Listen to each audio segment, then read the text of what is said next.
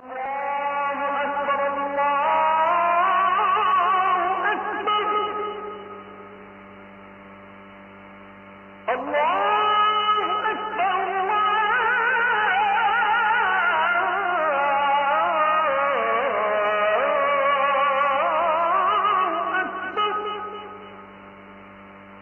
বিভিন্ন সময় আঘাতপ্রাপ্ত হই, মনোবেদনায় ভুগি, অনেক মনে কষ্টের মুখোমুখি আমরা হই।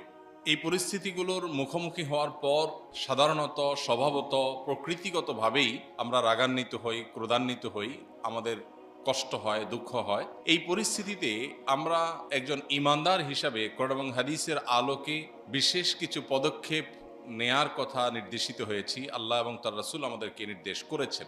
সেই নির্দেশনাগুলোর মধ্য থেকে অন্যতম একটা নির্দেশনা হলো, আমরা যদি কারোর দ্বারায় কষ্ট পাই, আঘাতপ্রাপ্ত হই, তাহলে তাকে ক্ষমা করে দেওয়া। এটা এমন একটা গুণ যে পুরো কোরআন জুড়ে আল্লাহ তাআলা ক্ষমাশীলতাকে যারা পছন্দ করেন তাদের প্রশংসা করেছে। আর আল্লাহ রাব্বুল আলামিনের যে সমস্ত তার শানের সাথে সামঞ্জস্যপূর্ণ যে সমস্ত গুণাবলী আছে, এর মধ্যে অন্যতম একটা হলো তিনি আল আফু, তিনি ক্ষমাশীল, তিনি সবাইকে ক্ষমা করতে পছন্দ করেন। হ্যাঁ, ক্রাইটেরিয়া দেওয়া আছে। এমন কোনো পাপ পৃথিবীতে রাখেননি আল্লাহ তাআলা যে পাপ করে পৃথিবীতে মাপ চাইলে আল্লাহ মাফ করবেন না, এমন একটা পাপও রাখেননি। আমরা একটি আয়াতের ব্যাখ্যায় অনেকে বিভ্রান্তিতে পড়ে যাই বা ভুল বুঝি। সেটা হলো, আল্লাহ তাআলা বলেছেন ইন্নাল্লাহা লা ইয়াগফিরু আন ইউশরাকা বিহি, আল্লাহর সঙ্গে শিরক করা হলে আল্লাহ সেটা মাফ করবেন না। ওয়া ইয়াগফিরু মা দুনা যালিকা লিমান ইয়াশা, শিরকের চাইতে সাধারণ বা শিরকের চাইতে কম মাত্রার যত অপরাধ আছে সেগুলো আল্লাহ যাকে ইচ্ছা তাকে মাফ করবেন। এই আয়াতের ব্যাখ্যা, আমরা অনেকে মনে করি যে শিরক এটা অমার্জনীয় অপরাধ। শিরক অমার্জনীয় অপরাধ। শর্ত হলো, জীবদ্দশায় যদি মানুষ শিরকের গুনাহ থেকে আল্লাহর কাছে মাফ চায়, আল্লাহ সেটাও মাফ করে দেন। সাহাবীদের অনেকে যারা একসময় মুশরিক ছিলেন, পরে তারা ইসলামে এসেছেন, আল্লাহ মাফ করেন নাই? হ্যাঁ, এই আয়াতের অর্থ হলো, শিরকের অপরাধের দায় নিয়ে যদি কেউ মারা যায়, কিয়ামতে আল্লাহ তাকে মাফ করবেন না। সেটা আল্লাহ চূড়ান্ত ঘোষণা দিয়ে দিয়েছেন, সেটা অমোঘ বিধান, অপরিবর্তনীয়। কিন্তু এই আয়াতের অর্থ এটা না যে জীবদ্দশায় মাফ হবে না। তাহলে এই আয়াতকে সামনে রাখলে আমরা দেখি আল্লাহ সুবহানাহু ওয়া তাআলা সব গুনাহ মাফ করবেন। কোরআন কারীমে আল্লাহ অন্য আয়াতে বলেছেন, লা তাকনাতু মির রাহমাতিল্লাহ, তোমরা আল্লাহর রহমতের আশা কখনো ছাড়বে না। ইন্নাল্লাহা ইয়াগফিরু যুনুবা জামিআ, আল্লাহ সকল গুনাহ মাফ করবেন। ইয়াগফিরু যুনুবা জামিআ, সকল গুনাহ। এখানে আল্লাহ বলেন নাই ইল্লা, বলেন নাই। আল্লাহ বলেন নাই যে অমুক গুনাহ অ্যাকসেপ্ট, এটা বাদে আল্লাহ বাকিগুলো মাফ করবেন, এরকম কোনো কথা আল্লাহ বলেন নাই। আল্লাহ বলেছেন সকল গুনাহ আল্লাহ মাফ করবেন। ইন্নাল্লাহা ইয়াগফিরু যুনুবা জামিআ, সকল পাপ আল্লাহ মাফ করবেন। তাহলে আয়াতের আলোকে বোঝা গেল, আল্লাহর জমিনে এমন কোনো পাপ, এমন কোনো অপরাধ আল্লাহ রাখেন নাই যেটা আল্লাহ ক্ষমা করবেন না পৃথিবীতে। হ্যাঁ, কিয়ামতে আল্লাহ তাআলা শিরকের গুনাহ মাফ করবেন না, বাকিগুলো মাফ করবেন। তো আয়াত থেকে আমরা পরিষ্কার ধারণা পাই যে আল্লাহ তাআলা ক্ষমাশীলতাকে কত পছন্দ করেন, যে সবগুলো আল্লাহ মাফ করবেন। মানুষ হিসাবে কেউ যখন আমাদের প্রতি অবিচার করে, জুলুম করে, কষ্ট দেয়, আঘাত দেয় আমাদেরকে, আমাদের কোনো হক বা অধিকার নষ্ট করে, আমরা রাগান্বিত হই। এই রাগান্বিত হওয়াটা আমাদের প্রকৃতিগত বিষয়, এটা ফিতরাতি বিষয়। কিন্তু ইমানদার সুলভ আচরণ হবে, ইমানদার সুলভ আখলাক হবে। রাগান্বিত হওয়ার পরও আল্লাহ রাব্বুল আলামিনের খাতিরে, আল্লাহকে সন্তুষ্ট করার জন্য আমি আল্লাহর বান্দাকে মাফ করে দিব, এটা হবে ঈমানের দাবি। আল্লাহ রাব্বুল আলামিন ক্ষমাশীলতাকে এত পছন্দ করেন, এত পছন্দ করেন যে কোরআনে কারীমে সূরা আলে ইমরান 134 নম্বর আয়াতে আল্লাহ তাআলা মুত্তাকিদের কয়েকটা বৈশিষ্ট্য উল্লেখ করেছেন। পুরো কোরআন জুড়ে মুত্তাকিদের প্রায় 40 থেকে 50টি বৈশিষ্ট্যের কথা উল্লেখ করা হয়েছে। এর মধ্যে এই আয়াতে আল্লাহ তাআলা কয়েকটি বৈশিষ্ট্য উল্লেখ করেছেন।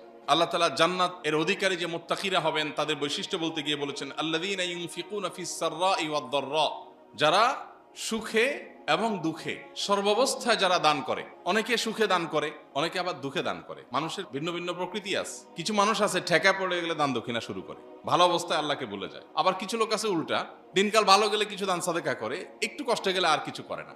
আল্লাহ তাআলা এখানে বলেছেন যারা সুখে এবং দুঃখে, সচ্ছলতা এবং অসচ্ছলতায় উভয় অবস্থায় দান করে। অসচ্ছল অবস্থায় দান করবে কিভাবে? যতটুকু সামর্থ্য আছে ততটুকু।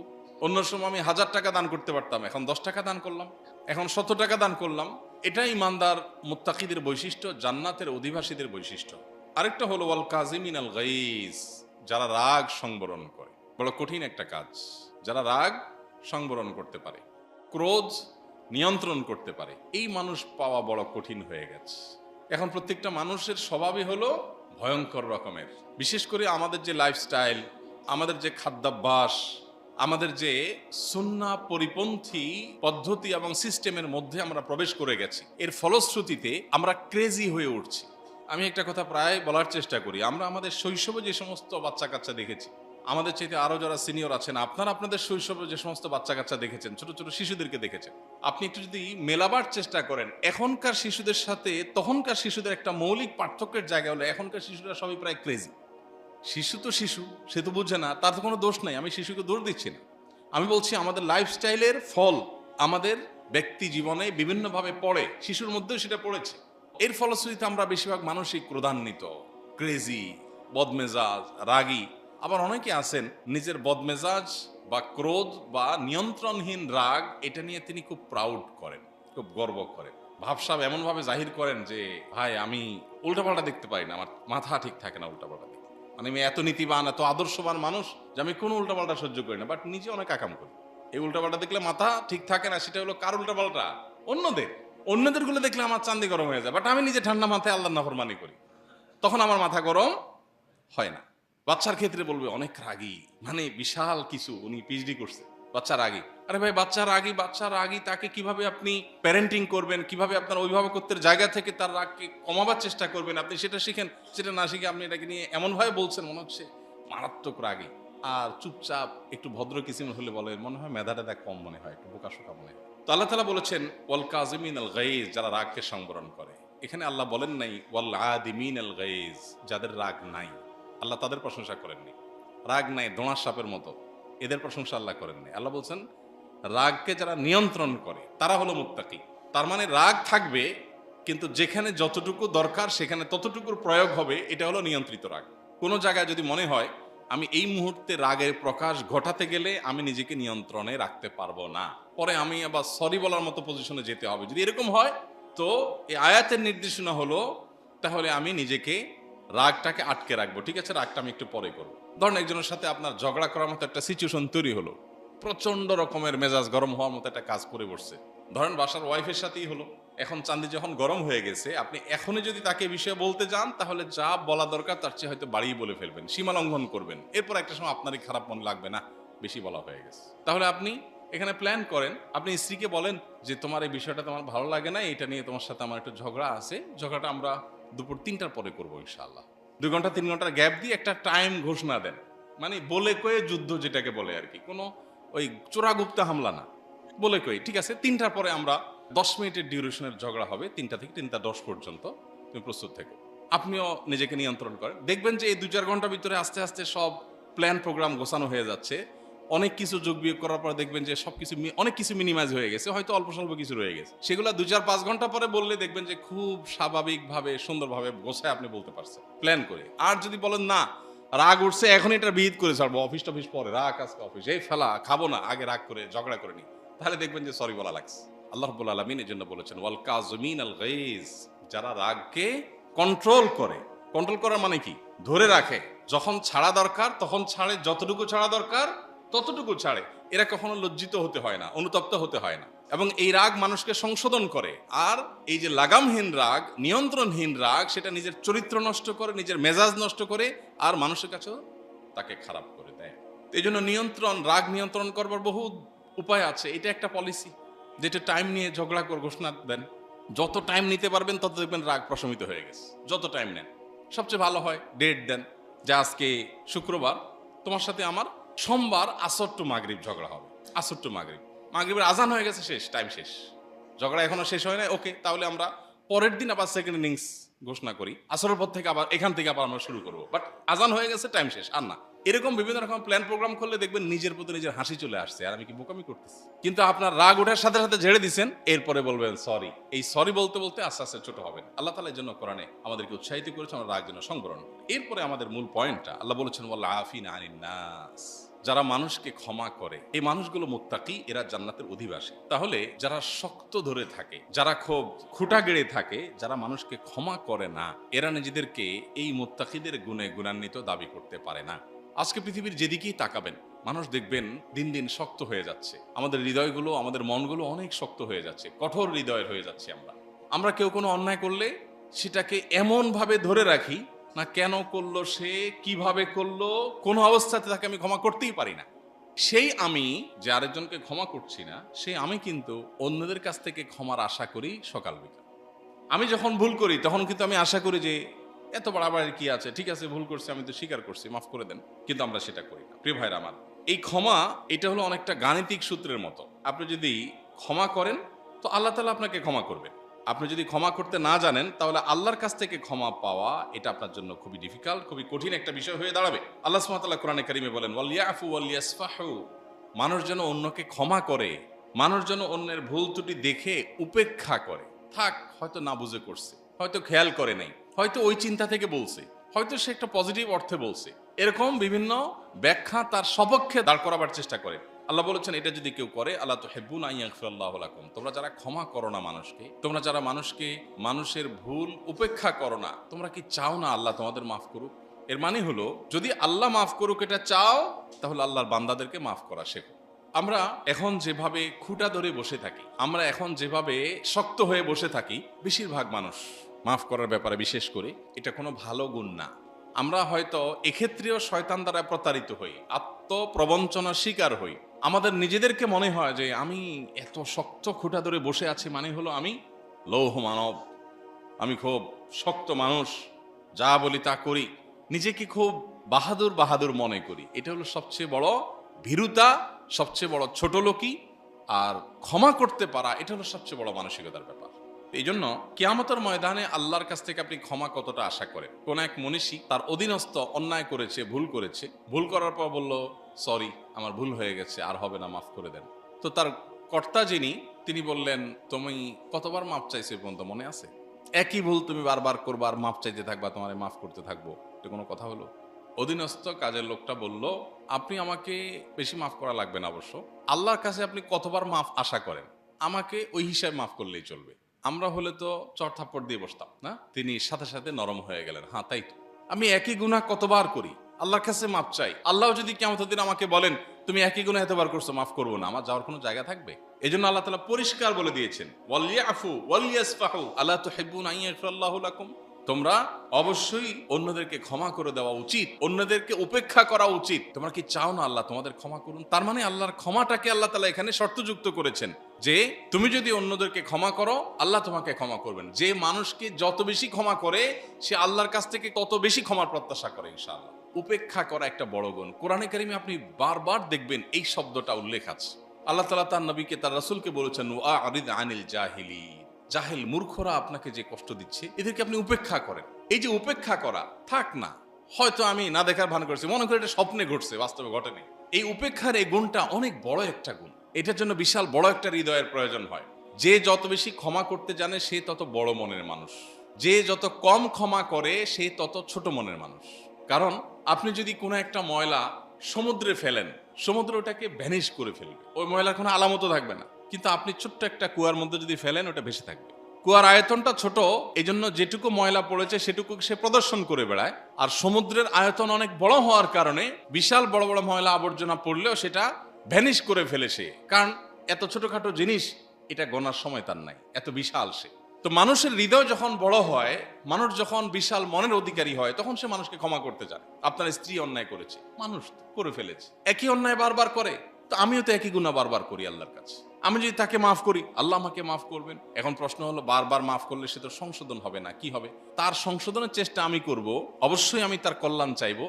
আমি কি নিজের কল্যাণ আগে চাইবো না পরের কল্যাণ আগে চাইবো? নিজেরটা। তো ক্ষমা করলে তো আমার লাভ। ক্ষমা করলে যদি সে সংশোধন না হয় তাহলে সেক্ষেত্রে তার ক্ষতি, কিন্তু ক্ষমা করলে তো লাভ আমার, আমি তো আমার লাভের চিন্তা আগে করবো। এই জন্য ভাইরা আমার, আমাদের হৃদয়গুলোকে একেবারে মানুষের প্রতি ক্রোধ, ক্ষোভ এগুলো থেকে মুক্ত করে ফেলা। এটার ফলে কি লাভ হয়? সবচেয়ে বড় লাভ হয় আখিরাতে আল্লাহ তাআলা আপনাকে ক্ষমা করবেন, এটা তো আছেই। দুনিয়াতে সবচেয়ে বড় লাভের জায়গাটা হলো আপনি নিজে সুখে থাকতে পারবেন, মানসিকভাবে আপনি প্রশান্তি পাবেন। কারণ যখন মানুষকে ক্ষমা করে তখন মনের মধ্যে দুঃখ কষ্ট আর থাকে না, এগুলো ভ্যানিশ হয়ে যায়। আর ক্ষমা যদি আপনি না করেন তাহলে কি হবে? কার প্রতি আপনার রাগ হয়েছে, রাগ হওয়ার কারণে আপনার মনে খুব প্রফুল্লতা অনুভব হবে, কেউ আপনাকে কষ্ট দিয়েছে, আপনি কষ্টটার কারণে তার প্রতিও কষ্ট ধরে রাখেছেন, এই যে অন্তরে ধরে রেখেছেন, এর ফলে কি আপনার মনটা অনেক ভালো থাকবে? আরো মনে কষ্ট বাড়বে না? মনে কষ্ট বাড়লে কি আপনি মানসিকভাবে সুখে থাকবেন? সারাক্ষণ আপনার যন্ত্রণা হতে থাকবে, দুঃখ হবে। আপনি অন্যকে ক্ষমা করবেন তার প্রয়োজনে না, যে ক্ষমা করলে তার লাভ হবে সেটা না, আপনি নিজের প্রয়োজনে অন্যকে ক্ষমা করবেন। আপনার প্রয়োজনের জায়গাটা কোথায়? যে আমি যদি ক্ষমা করি আমি নির্ভার হয়ে যাব, আমার অন্তরটা ফ্রেশ হয়ে যাবে, আমার অন্তরটা দুঃখটা থাকবে না। থাক, আমি মাফ করে দিস, এর বিনিময়ে আল্লাহ আমাকে মাফ করে দিবেন। সে অন্যায় করলে সে আল্লাহর সাথে বুঝে পড়াবে, আমি মাফ করে দিলাম, আমার কোনো দায় দাবি নেই। অনেকে আছেন ধরে রাখেন, তুই আমার এটা করছস, কাল কিয়ামতে তোর সাথে আমার দেখা হবে, দেখিস। তো আল্লাহও কিয়ামতে আপনারা ধরবেন, কারণ আপনি আল্লাহর বান্দারা ধরছেন। আপনি মাফ করে দেন, করে বলেন আল্লাহ তুমি না কোরআনে বলেছো মানুষ যেন ক্ষমা করে উপেক্ষা করে, তাহলে তুমি ক্ষমা করবা, তো তোমার বান্দারা আমি ক্ষমা করে দিলাম, বিনিময়ে তুমি আমার মাফ করে দিও। ব্যাস, এর চেয়ে বড় বিজনেস আর কিচ্ছু নাই। এই আমল করার জন্য আপনার কোনো পয়সা খরচ হবে না। মানুষকে ক্ষমা করতে পয়সা খরচ হবে? এটার জন্য আপনার কোনো ইনভেস্ট করতে হবে না। শুধুমাত্র মানসিকতার পরিবর্তন করা জরুরি, মনটাকে কোমল করা জরুরি, নরম করা জরুরি। এক সাহাবীর জান্নাতি হওয়ার এবং জান্নাতে তার অবস্থান ওহির মাধ্যমে আল্লাহর কাছ থেকে জানার পর যখন তিনি সাহাবীদের কাছে বললেন অমুকের ব্যাপারে এই সুসংবাদ, সে জান্নাতি, জান্নাতে তার অবস্থান আল্লাহ আমাকে জানিয়েছেন, তখন সাহাবায়ে কেরাম ওই ব্যক্তির ব্যক্তিগত আমলকে পর্যবেক্ষণ করবার জন্য উঠে পড়ে লেগে গেছে। আমরা যেরকম কেউ বড়লোক হলে অস্থির হয়ে যায়, এই লোকটা বড়লোক হয়েছে কি দিয়া, কি কাজ করে, চোরাকারবারি না মাদক, কোন পথে এত শর্টকাটে বড়লোক হইল, আমারও দরকার। আমরা যেরকম পাগল পড়া হয় দুনিয়ার জন্য, সাহাবীরা ছিলেন উল্টা। তারা আখিরাতে বিশ্বাসটা আমাদের মতো ছিল না, সিরিয়াস বিশ্বাস ছিল, সত্যিকারের ইমানদার ছিলেন। যার কারণে তারা যখন শুনতেন কোন সাহাবীর একটা ফজিলত আছে, তাহলে তিনি কি আমল করে এই ফজিলত পেয়েছেন, কিভাবে আল্লাহকে সন্তুষ্ট করলেন, তারা ব্যাকুল হয়ে যেতেন। তো কয়েকজন সাহাবী, ওই সাহাবী যার সম্পর্কে নবীজি একটা মন্তব্য করলেন, তার ব্যক্তিগত জীবনকে খুব নিবিড়ভাবে পর্যবেক্ষণ করা শুরু করলেন, যে কি এমন জিনিস আছে তার মধ্যে যে নবীজি তার সম্পর্কে এত বড় ফজিলত মর্যাদার কথা বললেন। পর্যবেক্ষণ করে দেখা গেল বিশেষ তেমন কিছু আসলে পাওয়া যাচ্ছে না। তিনি একজন সাদামাটা মানুষ, অন্যদের মতো ৫ ওয়াক্ত নামাজ পড়েন, বেসিক দিনের বিষয়গুলো মেনে চলেন, এক্সট্রা বিশেষ কিছু তারা উদ্ধার করতে পারলেন না। না পেরে তাকে পার্সোনালি জিজ্ঞেস করে বসলেন, ভাই বলেন তো আপনি আর কি এমন বিশেষত্ব আছে যে আপনি মর্যাদাটা পাইলেন? তিনি বলেন, ভাই আমার তো কোনো বিশেষত্ব আমি সত্যি খুঁজে পাচ্ছি না, আপনারা যা করেন আমি তো তাই করি। তো বলেন, না, এত সাদামাটা হলে আপনি এই ফজিলত কিভাবে পেলেন? কিছু তো আছে। তখন সাহাবী চিন্তা করে দেখলেন, ভাই আমি তো কোনো বিশেষ আমল করি না, যে এত আমল করি, এত নামাজ পড়ি, এত রাতভর তাহাজ্জুদ পড়ি, এত দান সাদেকা করি গোপনে, এমন কিছু নাই, আপনারা যা করেন আমিও তাই করি। বাট একটা জিনিস আছে, আমি প্রতিদিনই রাতে শোবার আগে প্রতিদিনই আমি চিন্তা করি আজকে আমার কারোর প্রতি কোনো দুঃখ আছে কিনা, কেউ কষ্ট দিয়েছে কিনা। তো শোয়ার আগে আমি পরিপূর্ণ তারপরে ফ্রেশ হয়ে যাই, থাক সে হয়তো ভুল করেছে, আমি টোটাল মাফ করে দিয়ে তাকে ঘুমাই, আমার মনে কারোর প্রতি কোনো দুঃখ থাকে না। আপনারা কোরআনে কারিমে একটা আয়াত শুনে থাকবেন, আল্লাহ বলেছেন, ওয়ানাজাআনা মা ফি কুলুবিহিম মিন গিল। জান্নাতীদেরকে যখন জান্নাতে আল্লাহ প্রবেশ করাবেন, তার আগে একটা রিফাইন্ডিং কার্যক্রম হবে। জান্নাতীদেরকে আল্লাহ তাআলা জান্নাতে প্রবেশ করাবার আগে, আগ মুহূর্তে মানবীয় প্রকৃতিতে যে সমস্ত ভুল ত্রুটি থাকে বা নেগেটিভ দিক থাকে, এর ভিতরে একটা হলো অন্যের প্রতি কষ্ট, হিংসা বা শত্রুতা, বিদ্বেষ, গিল, এই জিনিসটাকে আল্লাহ তাআলা অন্তর থেকে পরিপূর্ণভাবে বের করে তারপর জান্নাতে প্রবেশ করাবেন। জান্নাতের অন্তরে কোনো কারোর প্রতি কোনো দুঃখ কষ্ট থাকবে না। তো এই জন্য ভাই, দুনিয়াতে এই আমলটার এক্সারসাইজ করতে পারি না আমরা ইনশাআল্লাহ?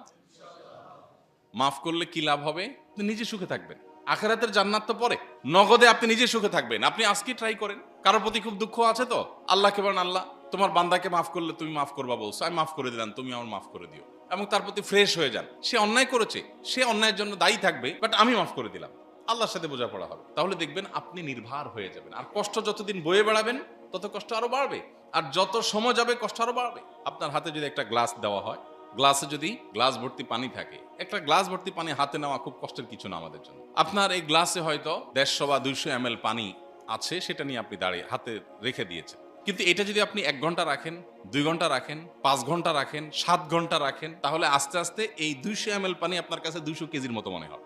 আপনার কাছে 200 কেজি উঠেতে যতটা কষ্টের, দীর্ঘ সময় ধরে রাখতে রাখতে এটা সেরকম মনে হবে। কারোর প্রতি কষ্ট যখন মানুষ পুষে রাখে, আস্তে আস্তে আস্তে আস্তে সেটা বাড়তে থাকে। আর শয়তানের অনেক বড় একটা কাজের জায়গা হলো এইটা, শয়তান আপনাকে জেদি করবে, শয়তান আপনাকে অন্যের পরে প্রচন্ড রকমের শক্ত করে রাখবে।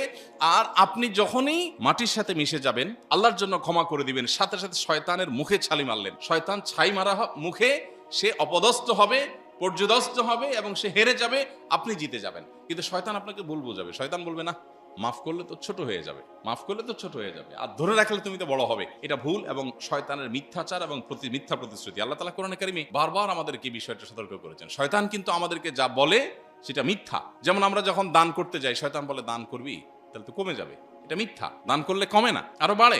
ঠিক একইভাবে আপনি কাউকে ক্ষমা করলে আপনি আপনার মর্যাদা আরো বাড়বে, আরে আল্লাহর কাছেও বাড়বে, ওই মানুষটার কাছেও বাড়বে, আপনার নিজের কাছেও বাড়বে যে আমি বড় মনে পরিচয় দিলাম। কিন্তু শয়তান আপনাকে বলবে কি, ক্ষমা করলে তুমি নিচে নেমে গেলা, তুমি ধরে রাখলে এটা তুমি বড় বেটাগিরি করলা। নবী করিম সাল্লাল্লাহু আলাইহি ওয়াসাল্লাম একটা হাদিস সহিহ মুসলিমে আছে, তিনি বলেছেন ওমাজাদ আল্লাহু আবদান বিআফুবিন ইল্লা ইজ্জা। কোন মানুষ যখন কোন মানুষকে ক্ষমা করে, আল্লাহ তখন তার মর্যাদা বাড়িয়ে দেন। মানুষকে যখন ক্ষমা করেন তখন মানুষ এর মর্যাদা আল্লাহ বাড়িয়ে দেন। অতএব ক্ষমা করা এটা দুর্বলতা নয়, বরং এটা শক্তিশালী হওয়ার প্রমাণ। ক্ষমা করা এটা মানুষের কোনো দুর্বলতা নয়, বরং এটা মানুষের সবলতার প্রমাণ। এটার জন্য শক্তির দরকার হয়, ক্ষমা না করে শক্ত থাকার ভিতরে কোনো যোগ্যতা নাই, এটার জন্য কোনো শক্তির প্রয়োজন হয় না। আজকাল বহু মানুষ আছেন, বহু মানুষ পাওয়া যায়, ঠুনকো ছোট্ট একটা ইস্যুকে কেন্দ্র করে তিনি বিশাল মনে কষ্ট নিয়ে বসে আছেন, বিশাল মনে কষ্ট। অথচ সাহাবায়ে কেরামের হিস্ট্রি যদি আমরা শুনি, আমরা অবাক হয়ে যাই। খোদ নবী করিম সাল্লাল্লাহু আলাইহি সাল্লামের চাচা উহুদের ময়দানে যার কলিজা চিবিয়ে খেয়েছেন একজন নারী, লাশের বুক কেটে কলিজা বের করে দাঁড়িয়ে চিবিয়ে খেয়েছেন। এত নির্মমতা, এত হিংস্রতার পর যখন নবীজির সামনে আসছেন এই নারী, নবী সাল্লাল্লাহু আলাইহি সাল্লাম তিনি যখন ইসলাম গ্রহণ করেছেন, তার ভুল বুঝতে পেরেছেন, নবীজি তাকে মাফ করে দিয়েছেন। চিন্তা করা যায়, নবীজির ক্ষমাশীলতার সবচেয়ে উজ্জ্বল উদাহরণ পাবেন আপনি মক্কা বিজয়ের সময়। যে মানুষগুলো তিলে তিলে শেষ করেছে, সুমাইয়া রাদিয়াল্লাহু তাআলা আনহার নির্মম ভাবে একজন নারীকে বর্ষার আঘাতে, শরীরের স্পর্শকাতর অংশে বর্ষার আঘাতে একজন নারীকে শাহাদাত বরণ করতে বাধ্য করেছে। বেলাল রাদিয়াল্লাহু তাআলা আনহুকে উত্তপ্ত গরম পাথরের উপরে, যেটা চুলার আগুনের মতো গরম, এর উপরে শুইয়ে রেখে বেহুশ সেন্সলেস করে ফেলেছে। রাসূল আকরাম সাল্লাল্লাহু আলাইহি ওয়াসাল্লাম সিজদা গেছেন, তার মাথার উপরে, তার পিঠের উপরে ওঁটের নাড়ি বুড়িয়ে এনে রেখে দিয়েছে। তার গলায় ফাঁস লাগে, তাকে হত্যা করার চেষ্টা করেছে, তাকে মক্কায় থাকতে দেওয়া হয় নাই, বহু মানুষকে হত্যা করেছে। এত নির্মমতার পর নবীজি যখন মক্কা বিজয় করলেন, মক্কার চাবিকাঠি যখন তার হাতে, কাবা যখন তার হাতে, হাজার লাখো সাহাবী যখন তার অনুসারী, এখন সেই জালেম অত্যাচারী মানুষগুলো যখন বিড়ালের মতো গর্তে প্রবেশ করেছে, তিনি পরিষ্কারভাবে সবাইকে বলে দিলেন যে ইউসুফ আলাইহিস সালাম আরেকজন আল্লাহর নবী আমার আগে, ভাইয়েরা তাকে কূপে ফেলে দিয়েছিল, তিনি বলেছিলেন লা তাসরিবা আলাইকুমুল ইয়াউম, তোমরা তো সবাই ভীত সন্ত্রস্ত হয়েছো, আমি তোমাদের চিনতে পেরেছি, তোমরাই আমাকে ছোটবেলায় কূপে ফেলে দিয়েছিলে, মেরে ফেলার উদ্দেশ্যে আল্লাহ আমাকে রক্ষা করেছেন, আজ আমাকে মিশরের অধিপতি করেছেন, শাসক করেছেন, দায়িত্বপ্রাপ্ত গুরুত্বপূর্ণ ব্যক্তিত্ব করেছেন। লা তাসরিবা আলাইকুমুল ইয়াউম, যাও, কোনো প্রতিশোধ নাই, সবাইকে মাফ করে দিলাম।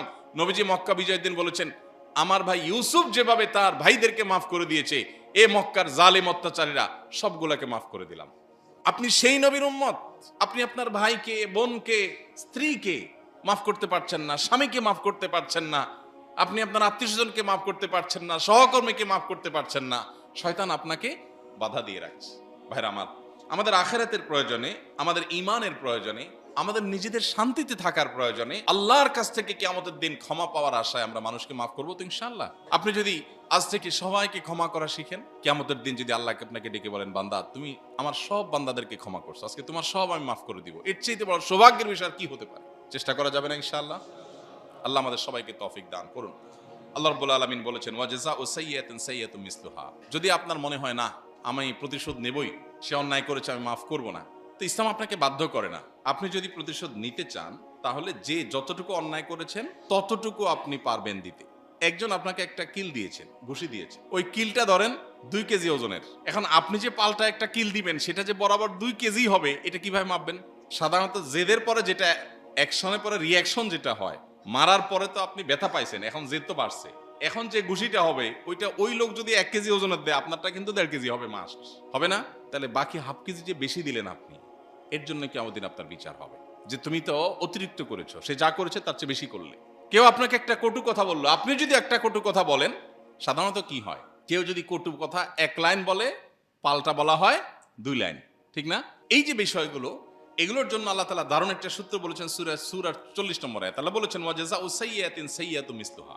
যদি কেউ খারাপ করে, তাহলে যতটুকু করেছে ততটুকু খারাপ বা ততটুকু বিনিময়ে তাকে দেয়া যেতে পারে, ততটুকু তার প্রাপ্য তাকে বুঝায় দেয়া যেতে পারে। কিন্তু মনে রাখতে হবে ফামান আফা ওয়া আসলাহ, যদি কেউ ক্ষমা করে আর সংশোধন করে নেয়, ফাআজরুহু আলাল্লাহ, তাহলে তার বিনিময় আল্লাহর কাছে জমা থাকলো। সুবহানাল্লাহ। আপনি যদি মাফ করেন যে ঠিক আছে, আমি তো সে যতটুকু করেছে ততটুকু তাকে আমি প্রতিশোধ নেওয়ার অধিকার আমার আছে, বাট আমি যদি মাফ করে দেই, তাহলে আল্লাহ আমাকে, আল্লাহর কাছে আমার বিনিময় রিজার্ভ আছে, ফাআজরুহু আলাল্লাহ, শব্দের উপস্থাপনের মধ্যে এক ধরনের আবেগ আছে, এই উপস্থাপনের মধ্যে এক ধরনের প্রতিশ্রুতি আছে। ফাআজরুহু আলাল্লাহ, আল্লাহর কাছে তার আজর, তার বিনিময় জমা থাকলো।